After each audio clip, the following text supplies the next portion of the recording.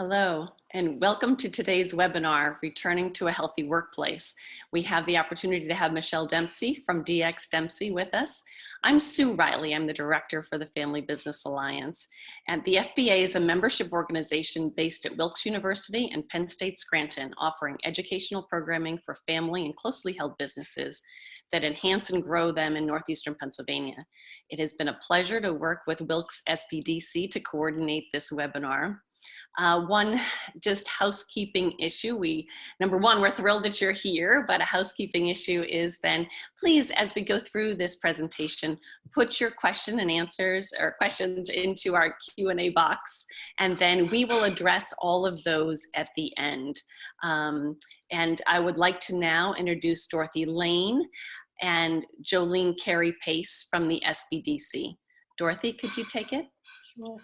Hi, I'm Dorothy Lane, and I'm the director of the Wilkes University Small Business Development Center, and we are thrilled to partner with the Family Business Alliance on this very important program. We've had so many of our small businesses reach out to us, asking us the questions about what they need to do to prepare their workplace for their employees to come back and their customers. So this is something that was really important for us to deliver to our clients. Just a few words about the Small Business Development Center. We are funded by the Small Business Administration on the federal side and the Pennsylvania Department of Community and Economic Development on the state side, and also we get some support from Wilkes University as well. Our territory covers 5 counties. We're in Carbon, Columbia, Luzerne, Schuylkill, and Sullivan counties. And we provide no-cost confidential consulting to startup businesses as well as existing businesses. And right now we've been busy working with a lot of folks on disaster funding that they need and trying to work through all of the issues that have come up as a result of the pandemic. So if you are in need of any sort of assistance and you're not a client, please reach out to the Wilkes SBDC and we will do our best to help you. And if we can't help you, we can direct you to the right people who can help you. But having said all of that, I'd like to turn this over now to Michele Dempsey of DxDempsey, who will enlighten all of us on what we need to be thinking about as we get back to work. All right, great. Hi, everybody. It is an honor and a pleasure to be here. I am, especially with these two incredible organizations, I'm Michele Dempsey. I'm president of DxDempsey, where we design inspiring places that tell your brand story. And today what I want to do is go through everything we've been doing at our workplace to get ready for the staff to return. Because the problem is that COVID-19 turned the world upside down. We all had to quarantine and shelter in place. And right now, the feeling is people are a little nervous. They're a little, we just went into green, came out of yellow into green, and there's still a little bit of anxiety about going back to work and being out and about again. So what we want to do is help you to help yourselves and your staff return to work with peace of mind and less anxiety. So we're going to take you through, we have developed a presentation and a checklist that you can download on our website, which is www.dxdempsey.com. Scroll to the bottom of the page and it says Returning to a Healthy Workplace. And all this information is there, but we thought it would be much more engaging and dynamic if we went through it with you today in our workplace, because these are all very affordable and easy to implement ideas to make the workplace healthier. And if it's not, if it's not simple and easy and cost effective, it might not get done. So we wanted to make sure that it met those criteria. So with that in mind, we'll start the tour. And at the end, we would love you to have questions, and we invite you to, if we've missed anything or if there's anything on your mind, please ask. Or even like, where do we go from here? So right now we are in the, we're going to take you through the typical areas of a typical workplace. And where most people start their journey when they come to work is the reception area. And of course, what's the first thing that you do when you come to work in the morning is you come through the door and you touch the doorknob, right? So these are the touch points. These are the first step here is the touch points that we want to minimize and sanitize touch points. So part of the new protocol for cleaning will be wiping these down every day, the doorknobs. But what we also did, this is actually a quick set antimicrobial doorknob. So it really minimizes the germs and contagions that stay on the surface. And it costs like $12. So this was a really great investment to, again, create that peace of mind. And Corey, who's filming here, and you'll get to meet him later from my office, he actually changed it out. So that was a really great first step. And then when you come in, you turn on the lights, right? So we haven't changed these out yet because we touch these once a day, but we are definitely considering antimicrobial plates and switches as well. But at the end of the day, these will get wiped down before we go home. And when you come into the office too, 80% of the dirt in the office comes in on your feet, and just 5 feet of floor mat, of a dirt grabbing mat, takes 40% of that dirt away. So we have a mat now inside of our office that can get rid of that dirt as you come in, so it's less particulates in the air to breathe in and gather in the carpet. You can't believe how much dirt can gather in a carpet over time. And then if somebody was coming in with mail, we have our mail person comes in every day.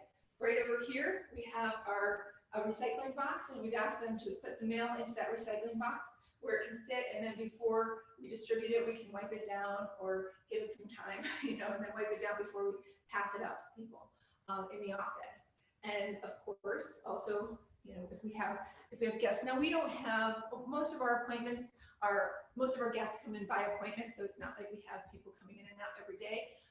If we did, we would certainly have a plexiglass shield here, but maybe a temporary one so that it would keep both parties safe. And they're very easy to install. They just sit right on top here. We don't feel we need that in this particular case, but if we did, we would certainly install that right away. And then everybody, when you come in, get your hand sanitizer, right? Just to make sure we're keeping clean, because our hands, and we'll get to personal hygiene later, but washing hands and watching our personal hygiene is going to be very important to all this. So as we move through here, we're going to go into the general workplace. And one more note on the doors. This door over here obviously had a handle. If you have other doors throughout your office space, or certainly bathroom doors, if you can do the latchless doors, like one that you can grab with your arm or with your foot, then you don't have to use your hands, and that's even better. So now we're going to move into the general work area.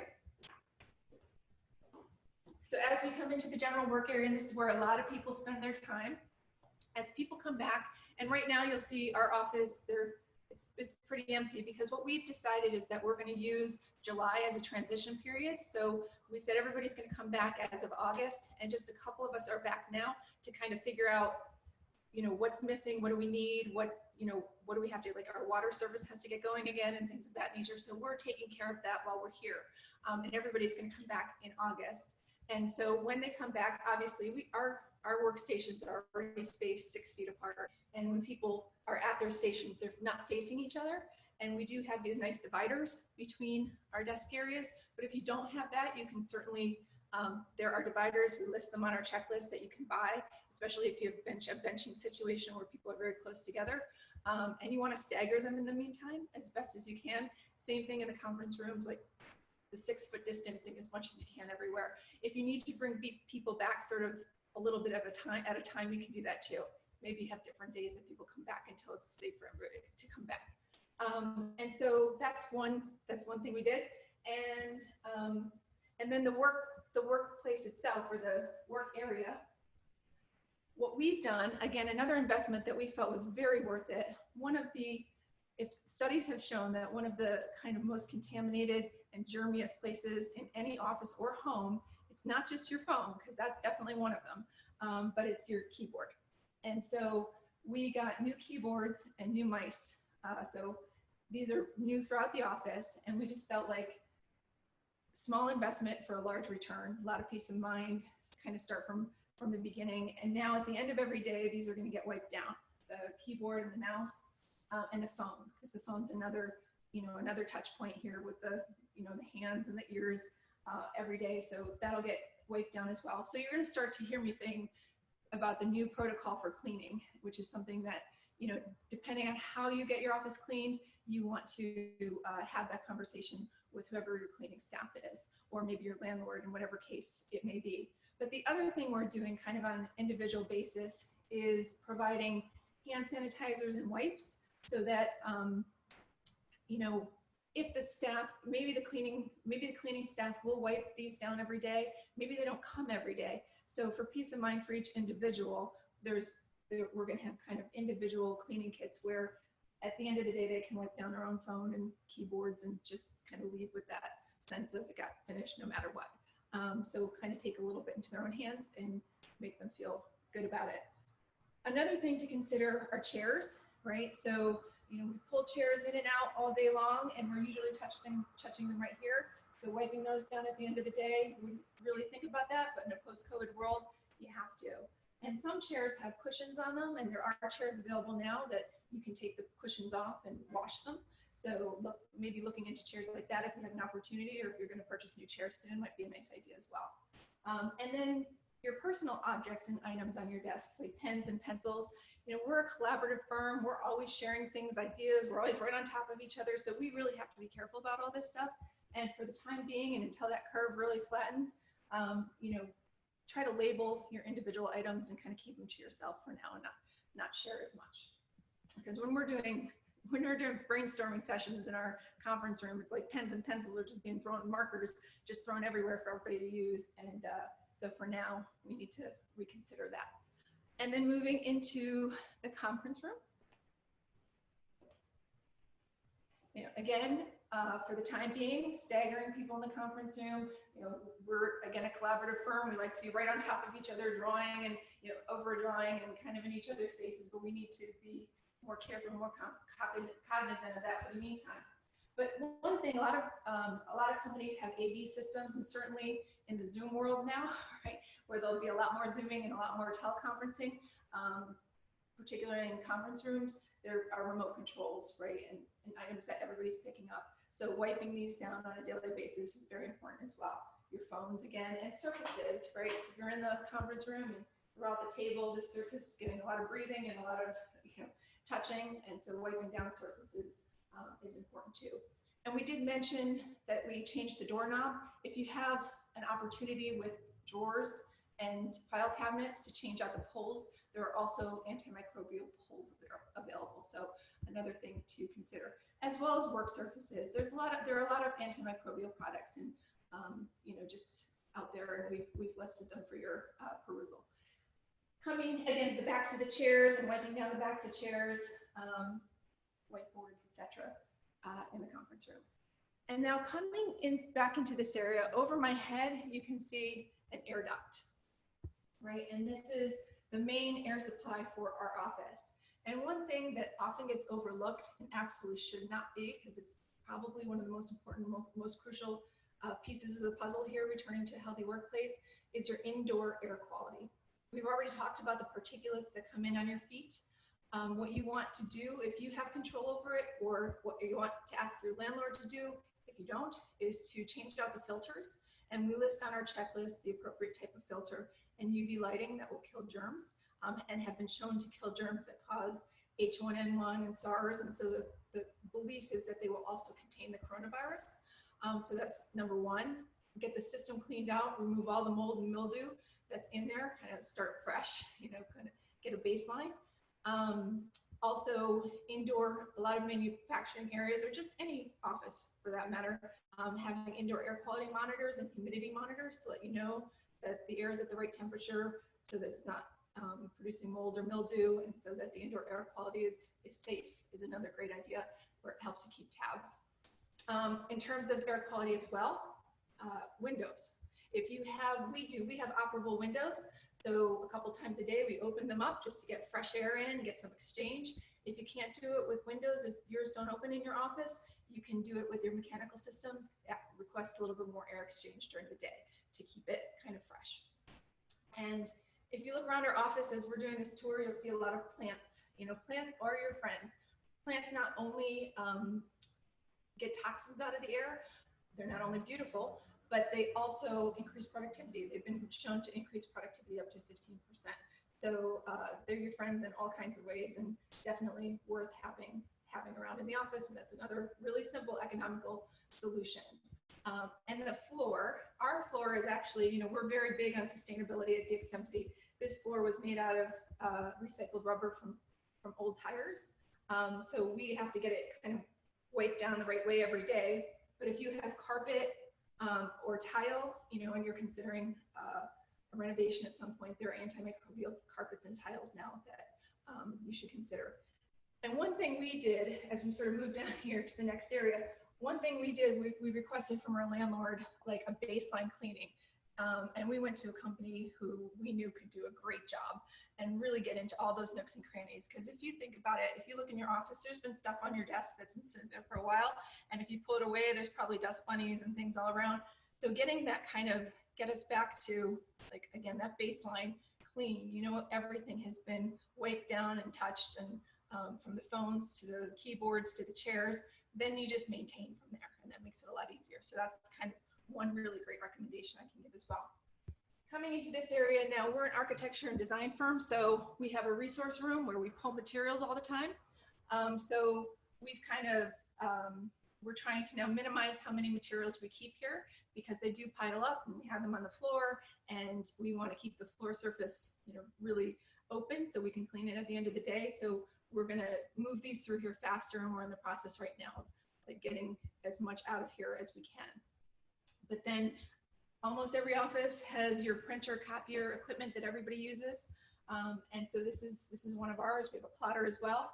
And what we recommend doing here is having very close by hand sanitizer, of course, and then wipes to wipe it down after you've used it, so after every individual use, it's getting wiped down. And so for machinery, like equipment that everybody uses, that's some good advice. And then moving into the break room, and the break rooms and the bathrooms, there's a lot of sort of similar checklist items to share. So we'll go over in the break room. We're not going to take you to the bathroom, but we'll kind of discuss that while we're in here. This is a tight break room. Our next office is going to be a lot different, but in the break room, obviously, if you're like me, I can't live without my coffee. I think that's a lot of workplaces. The coffee is a very, very important part of your daily routine. And so for the time being, we have our Keurig here. And we didn't like to use K-cups because of the environment. We were using ground coffee that could go into like a little container and be put in there. But for now, and again, until that curve flattens, we're doing single-use K-cups. And we're keeping the Keurig very close to the sink so that we can clean it at the end of the day. We've got our Lysol here, and we're trying to get more wipes. They're very hard to come by these days, but you want to wipe the machine down after every use if you can, certainly at the end of the day, right? So, and then if you look up here in terms of cups, again, sort of up here we have all of our ceramic cups. Again, sustainability and being stewards of the environment. We didn't like to use cups over and over again, like throwaway cups, but for the time being, cups that need ceramic cups that everybody touches and need to be washed are not actually the best thing during the coronavirus times, during the pandemic. So what we've done is we have single-use recyclable and compostable cups, coffee cups, regular cups, lids, bowls, plates, and even, if you can see here, we have, this is the forestry. This is a Forestry Stewardship Council. It means that the wood that made these utensils comes from forests that are sustainably harvested and renewed. And so we have our wooden cutlery with forks, spoons, and knives in here too. Single use, fully compostable. So after we use it, we can throw them away. But for now, again, a good thought. We have not yet put there are automatic faucets, touchless, that can be retrofitted onto existing faucets. We haven't gotten that yet, but we intend to for here. We do have our touchless soap dispenser right here. And on the other side, we used to use these paper towels all the time, but now we have our touchless, towel dispenser. And these things are also similar for the restroom, right? You want to get in and out of a restroom and a break room touching as few things as possible, right? So if you have touchless soap, touchless hand towels, we have hand sanitizer here as well, touchless as well. And in the restroom, if you have toilet seat covers, and if you have those latchless handles or touchless, arm or foot pulls, all great ways to get in and out as germ-free as possible. Also in the break room, using either sensor activated, foot activated, or voice activated garbage cans, then you don't have to touch the garbage. And we have our recycling bin here. And I think that kind of covers the zone in here. Corey's nodding, so I know I got it. So coming back out into this area, I think what we also want to talk about is, there's sort of the idea of coming back and having all these physical touch points and things that we need to consider in terms of hygiene. And I do want, before I say this, I do want to touch into personal protection devices and personal hygiene. So you could see we had a lot of touchless soaps and hands. I mean, obviously you want to establish with your workforce a sense of personal, like if you're sick, don't come in. Sounds common sense, but make that, a new protocol. If you're sick, don't come in. We're in allergy season, so people are going to be sneezing to the crook of your arm. Have the hand sanitizers and tissues available throughout the office so that people can stay as clean as possible. Someone might forget their mask. Have your masks and personal protection devices available for people too, just in a scenario like that.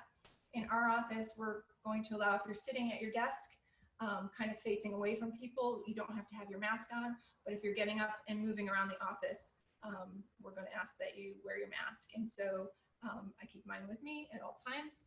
So just really being, washing hands is such a huge one. Keeping our distance from each other, and just having general kind of respect for like what we need to do now, because people have different levels of risk and toleration, but we have to respect everybody's levels of feeling safe. So a lot of personal protection advice there too. And then finally, COVID and this pandemic has taken a toll on a lot of people's mental health, and you can have a clean and amazing office, where you've managed every touch point and you've made it as healthy as possible. But if people aren't coming back in a good mental state of mind, that can disrupt things. So, consider having mental health resources available for your workforce. Maybe mental health checks. We have to get physicals every year. Why not mental health checks too? Maybe make it part of your healthcare. But let's also consider that our minds and bodies work together, and we have to kind of make it part of a whole. And I'm looking, Corey, have I forgotten anything? I think we've hit all the touch points. So that's what we're doing here. We have our whole checklist. We've implemented, I'd say, maybe 90% of it. And all of these things that I've shown you have not been expensive. They're very, very economical. They're easy ways to give your workforce a peace of mind and really, lessen. We're all carrying. It's impossible not to carry a little anxiety having just gone through all this.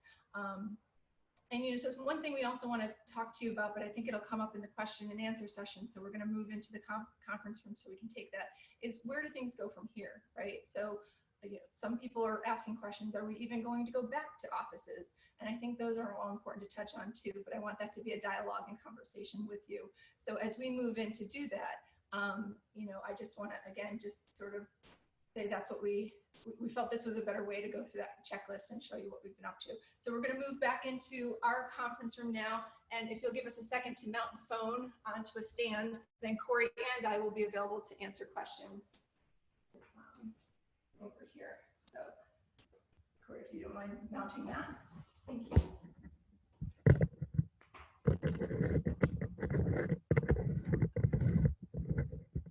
So hopefully you can see us now. And that, again, that's sort of just a quick and simple, we said it was going to be a simple way to create a workplace that is good to return back to. One thing I do want to add, we were able to control our space, right? But we're in a building, we have a landlord, and there are a lot of other offices here. And so one thing we did as a part of our returning here was we had a long conversation with our landlord. And we said, here are the things we need from you, because for our indoor air quality, for the cleaning services, for a new protocol going forward, like how is the cleaning service going to come? How often? What touch points can they do every day versus intermittently? And what are you going to do about elevators, bathrooms, stairwells and handrails. So there's really, you know, this is a team effort to keep us all safe and healthy. So those of you who have your own office buildings or spaces that you can control all this, that's one thing. But if you're in a building like this one with multiple offices, then I think it's important to have that dialogue and keep it going at all times. So we really have new protocols for ourselves moving forward because we have gotten this office to like squeaky clean. And you don't be too clean. A little bacteria is good for everybody, but you know, we want to make sure we're keeping it as safe as possible. But that's going to be constant conversation with our landlord to make sure that he's doing his part and we're doing our part. So with that, we're happy to take some questions. Sue, I'll turn it back to you. I think you're going to kick that off. Great. Thank you, Michelle. And it's great to have you here with us, Corey. This is Corey Tilburg from DxDempsey. And I hope that your arms are okay after walking around for a half an hour with the phone. For you guys, so I'm sorry. This is great. I mean, great to have you both to answer questions. What my first question is, I see you both standing then in the conference room, and I think this leads to a question that someone had sent in. But you know, how do you figure out when you're, especially you guys collaborating on a project, like, have you talked about space to, is the table wide enough to sit down at and sharing things? Like, have you thought about that? This is a very special vision that Michelle and I both agreed upon, where we would be within this proximity. But generally speaking, when we are at our computers, that is really the only location in this office that we're agreeing on as a whole office that you are not allowed to wear a mask. So in any sort of collaboration, even if you're 4 feet apart, 5 feet apart, if you think that you are within reasonable distance, we're all going to wear masks. Yeah, and you know, we have enough space in here to kind of stagger during a meeting. Honestly, Sue, it's going to be a learning, you know, there's going to be a learning curve here because we are used to being right next to each other, like drawing together. Give me your pen, you know, let me show you what I mean, like taking pens out of each other's hands. And it's going to take some time to like realize like, well, let me step in now and do something and then step back and let somebody else do it. It's not like there's a hard and fast way.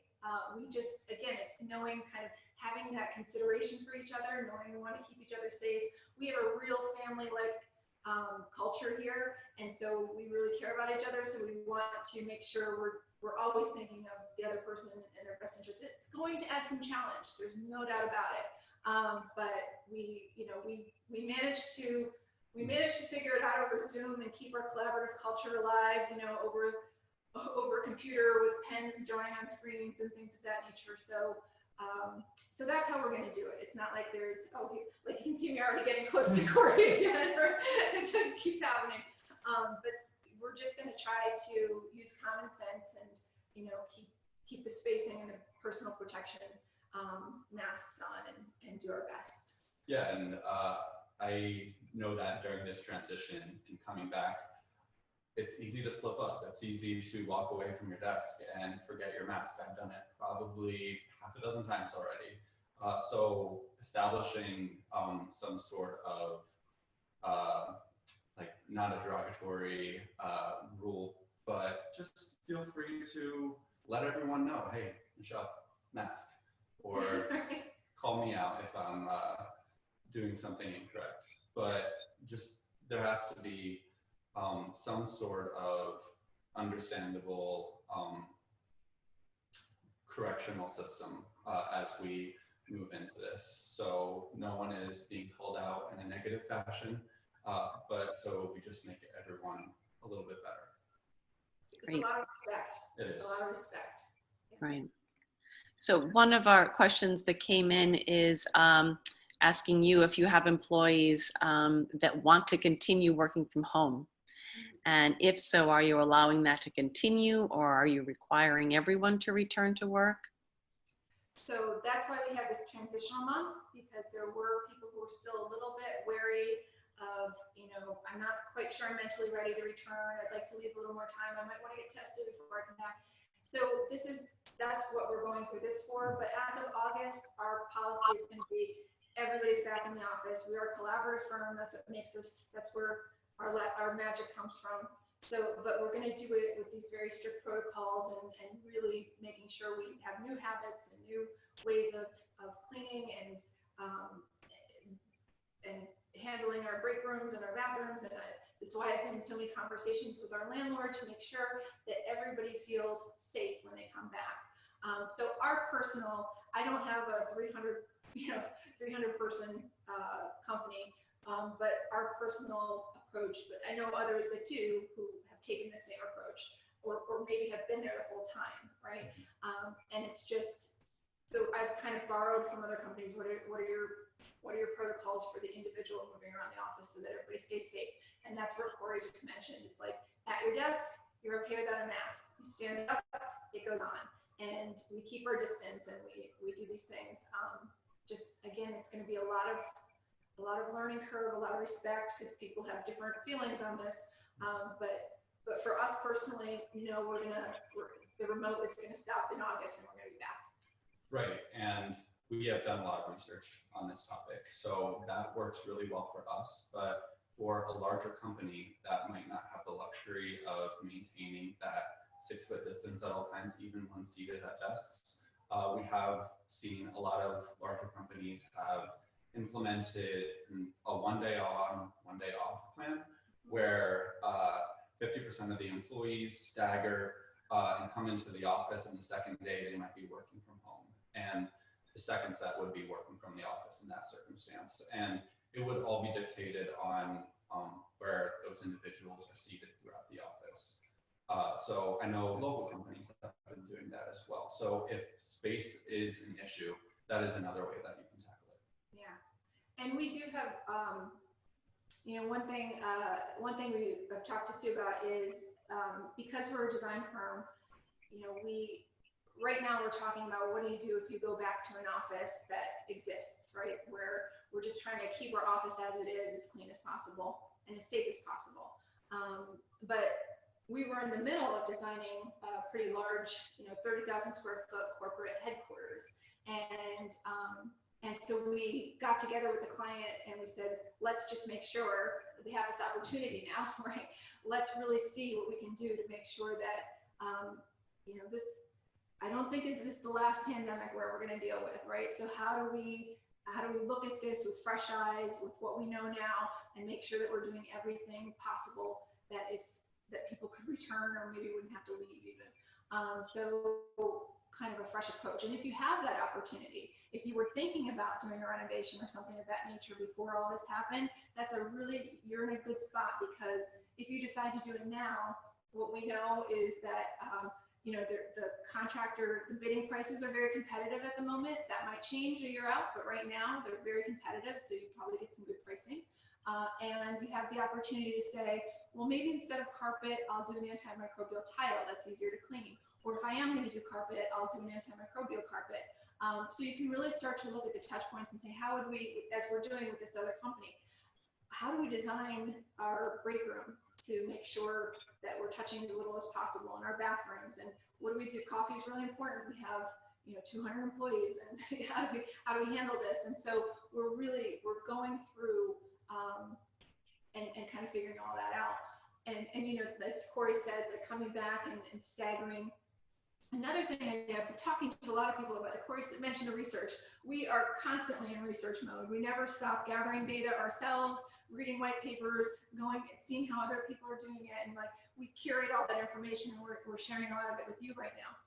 I did talk to one company locally, you know, again, another large kind of manufacturing firm, and they said when they went remote, their productivity they measured this very well. When they went remote, their productivity took about a 20% nosedive.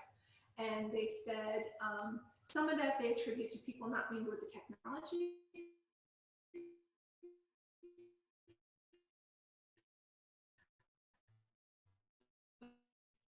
You know, and so, you know, some people work very well remotely, right? So one school of thought right now is that, because some people are like, is anybody going to return to the office? Like, why would we do that? Look, we can work perfectly remotely. We don't have overhead and all these other things.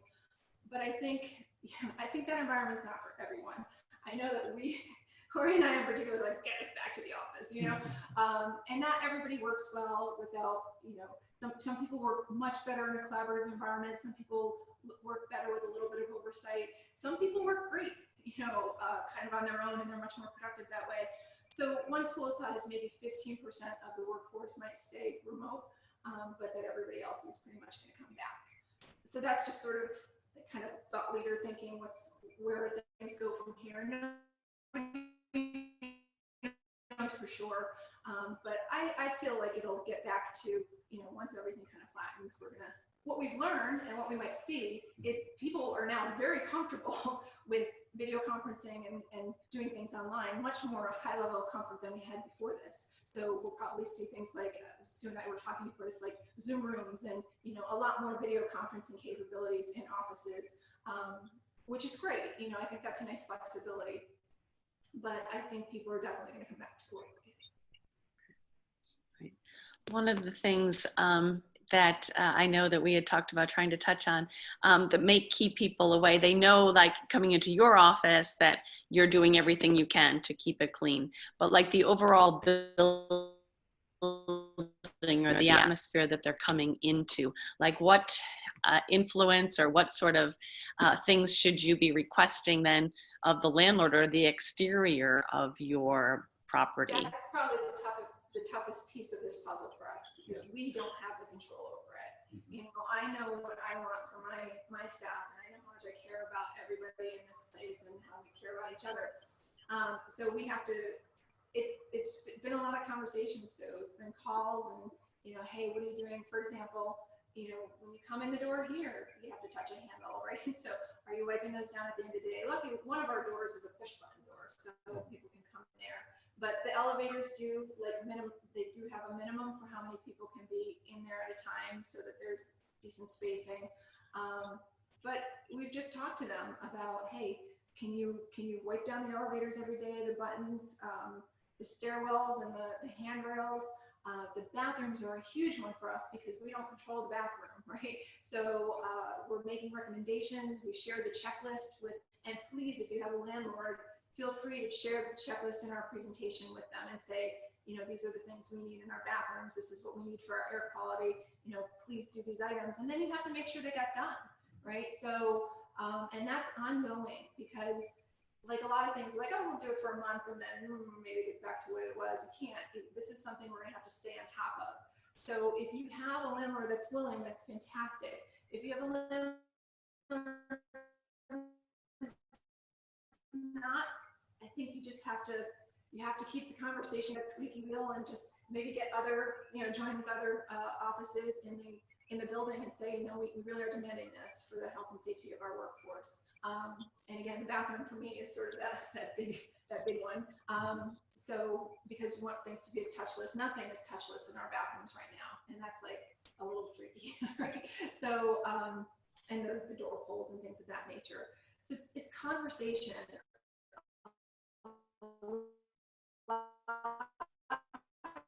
This is going to be like, help us out, because we need to care about each other's health and well-being right now. And so I think most people, our landlord was very open to a lot of that, but, you know, it's money to make some of those changes. And so we need to kind of say, yeah, it's money, but this is what you're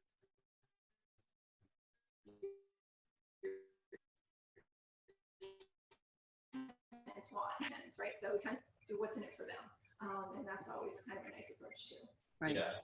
Right now we're in the interim between those conversations with our landlord. We have really taken on the idea of transitioning between moments of safety. So as you saw, as soon as you walk into our office, we have hand sanitizer. So as soon as you leave the office, hand sanitize, and then have hand sanitizer in your car. So there's that transition between this area of the unknown, but you really have to sandwich it between moments of safety. So you feel like you're staving off this virus as much as possible. Yeah, and I do want to say, I think that's like in those conversations with the landlords, what I said about what's in it for them. Like, I think you can't, if you own a building and you're leasing, people coming to look for space, I know when we do a new office for ourselves, where we do it is going to be highly based on like looking at the conditions of bathrooms and what the protocol is in that building and their cleaning to keep us safe and healthy. So it's going to start to factor in a big way into where people decide to go and where they decide to put their offices. So that's something to remind them of as well. Right? Great. And then the other question that was in our or in the Q&A was about covering the bathrooms. And I'm not sure the person had missed that early part referred to in the break room. Anything else? Like, should there be, in addition to, we have, I mean, I'm at different schools. And so like there's a cleaning staff, but then in one school, we're in a small building. So should you assign someone in your own office to be checking things, or have you thought of that? That's actually a great idea. There's sort of a new, I think we're going to find that we need new protocols. I have been extremely lucky that Corey has taken on so much of like making sure we have everything we need for the office and saying, hey, we need to consider X, Y, and Z. But I think that's a great idea to have, somebody, maybe it's like a new role, maybe it's the office manager or somebody who gets delegated to, maybe shared, over the course of 1 week this person, 1 week that person, who's responsible for, especially in smaller offices that might not have cleaning crews for checking those things. But the checklist is a good place to start to make sure you hit all that stuff. And there are too, for toilets, you can retrofit a toilet with a handle with a flushless. We have it listed in our information, but there are ways to retrofit toilets to be touchless even if they're not. In a lot of commercial bathrooms, you got the foot kick, right? Like, so we all know about that. But you do, again, it's going to be new protocols, new ways of new habits. We have to form new habits, and that it takes a little while to form a new habit and break an old one, right? So, like Corey said, it's gonna, we need to hold each other accountable in very empowering and positive and respectful ways. But that's how it's gonna get done. So yeah, so I think that's a great idea. Like, this person gets assigned, maybe always, maybe this week, maybe it's the office manager has a new responsibility now, but these things have to get done. It's not a maybe, or it'd be nice, like we used to care about the cleaning of our office, but as long as it looked good, like now we're like, dun, dun, dun, so the new normal, right? Right. And then along that lines with design, like, you have switched out your doorknob right there at the entranceway, and without doing that, then, they question the people's comfort level, but like, how often would that be wiped? So then you need to do like a cost benefit as to, different things that you should keep in mind about switching out to improve so that it doesn't take away from time that could be productive. Absolutely. All the moves we've done here, and that's why we put them in the checklist, because they're easy and they don't take a lot of time and they don't take a lot of money. How long did it take you to switch out the doorknobs, Corey? Well, I've changed a few doorknobs in my life. So it was probably maybe 5 minutes to change out the doorknobs. For a novice, it might be 10 to 15 minutes. It's not a difficult task. So anyone can do it. Comes with instructions. Yeah. You're good to go. Right. But the light switches are a different story, right? The actual switches, you want to get an electrician in and do that. And that's why I said we're considering that when we see, because in most offices, a lot have motion sensors, right? Which is great. And ours, it's like a flip at the beginning of the day and the end of the day. So is there a cost benefit to switching them out? If we were doing a new office, we would definitely put them in antimicrobial, but switching them out, I'm not sure we get that payback that you were talking about, Sue. So I think we're probably going to leave them the way they are. Maybe the plates, they're easy to take on and put off, but it's the switch that you touch. So we're just going to wipe those down at the end of the day. And it's really like looking at each point and saying what makes sense for us. Is that risky? Is that not risky? And like we said, drawer pulls. Some drawers you can't change the pulls, but others it's very easy. Doors and cabinets, it's really easy to change them out. It doesn't cost much. Doesn't take much time. So in any case where things like that, like we said, our keyboards,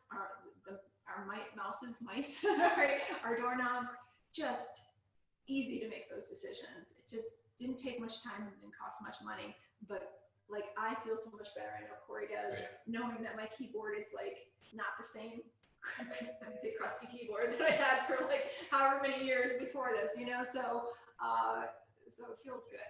Those are easy decisions to make.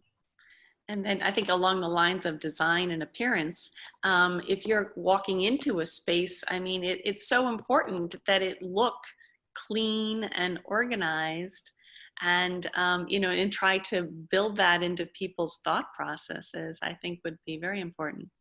Well, it's not just the landlord tenant.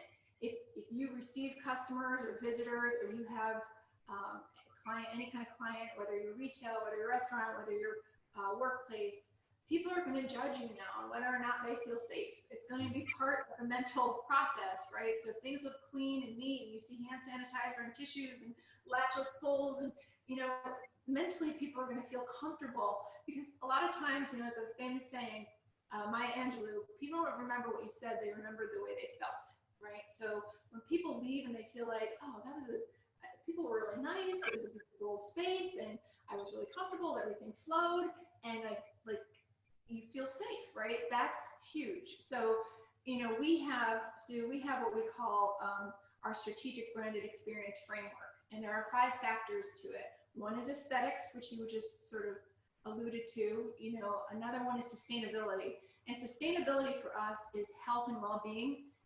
It's financial sustainability, it's environmental sustainability, you know, and it's very much about people's physical wellness and mental wellness, and making sure that we control the part of the process we can control as designers, to make the workplace as healthy, as environmentally friendly, as clean and safe as we can, right?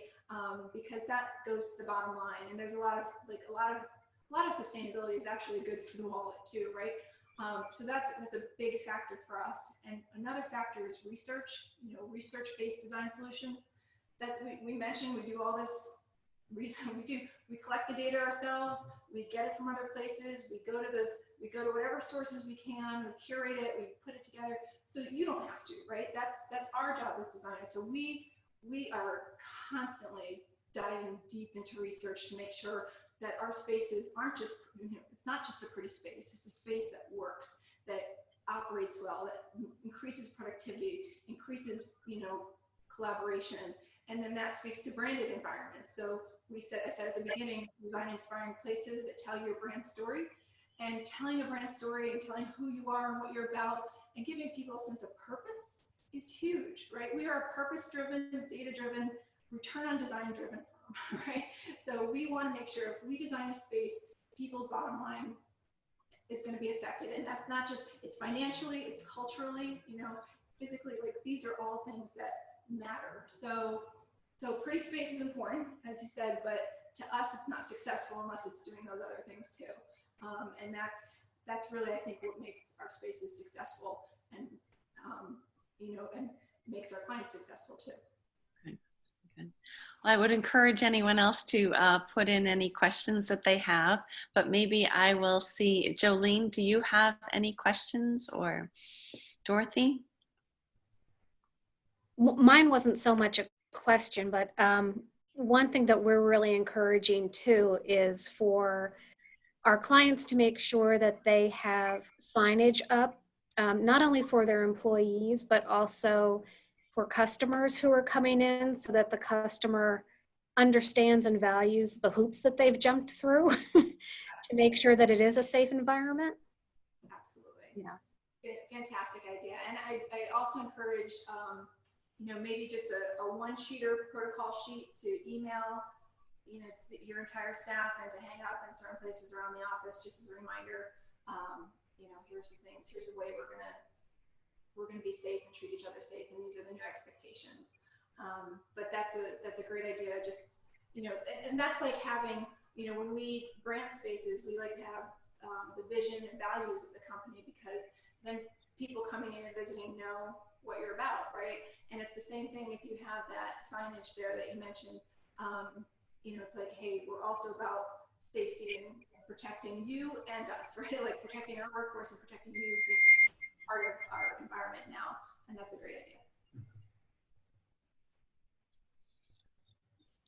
Jolene, do you have any questions?